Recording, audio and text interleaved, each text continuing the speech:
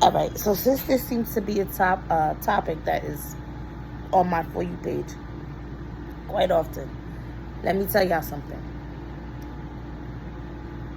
The shelter people may be on you very, very hard about simple things that is not really a big deal in your unit. Keeping it clean, keeping it organized. Don't get me wrong. Being in a shelter is depressing. Especially when you have to battle depression and maintain your kids at the same time. It's hard.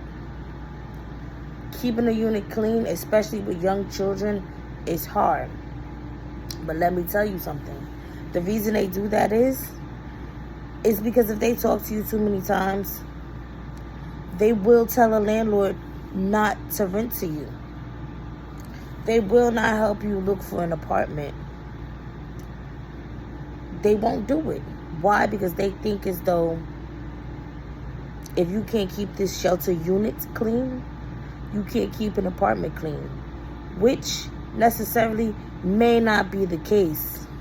They may come into your unit that one day when you like, you know what, I can't take it, I need a break, I'll get to it when I get to it.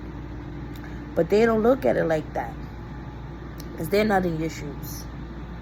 They're not going through what you're going through. So just keep that in mind. I get it. It may be rough. It'd be depressing. And I'm not saying these things to you just to be saying them, because I was that mother of 3 in the shelter. I came from a whole different state. You understand? No family, no friends, no nothing. Just me and my children. I did it. Trust me, I got aggravated with the constantly keep popping up in my unit. With the constantly, but I never had a complaint. You know why? Because that one shelter worker told me, if you don't keep this unit clean, we will tell the landlord not to rent to you. We will not put you on the list for DHS to think, we will not put you on the list for DHS to get you an apartment. We will put your name at the bottom of that list. And I'm looking like, are you serious? This is just a shelter unit. What? But then, after she left, I thought about it. She right. But then it's like, it's still at the same time, it's like, bro, I work. I take care of these kids. But I get it. And then they go through your things like you're not human. That's also aggravating. Especially when they come into your space when you're not even home. Like, you violating my privacy. No, I don't own this unit. I don't. But at the same time, I am occupying this space. So you couldn't wait for me to come? But just be mindful and just keep in mind. Just try to, have a routine that works for you. That works for you. Because these shelter workers can be petty. And I mean petty. But just do what you have to do so you don't have to deal with them unless it's necessary. That's all I'm saying, I hope this video helps somebody. I hope this video motivates somebody to do what they have to do so they don't have to worry about a shelter worker knocking on their door constantly, invading their privacy, invading their space. Because yes, it could be aggravating, especially in the summertime when you can't have an air conditioning. It's aggravating when they tell you, oh, you can't have this, you can't have that. I remember one worker told me I couldn't have a microwave. I said, miss, I got 3 kids.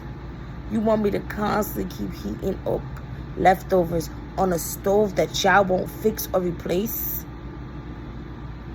I said the microwave is not out of place. It's not bothering anybody. It's clean. And it's not blowing a fuse. I don't want an air fryer and a toaster oven or none of that. Just a microwave. And then she said to me, oh, well, we can't have you getting comfortable. And I had to explain to her. I said, all right, I get it. But I'm not trying to have nothing to make this be comfortable. I said, you said I couldn't have curtains? I don't have them. Fine, cool. But a microwave, let's be reasonable. She went to talk to her supervisor. Her supervisor said, let me have it. Mind you, it's other people with other stuff in their units that they shouldn't have. But I'm minding my business. I just need my microwave. But just be mindful how petty these workers could be. And how quickly they will try to put you at the bottom of the food chain. Just so you won't leave the shelter. I get it, we're grown.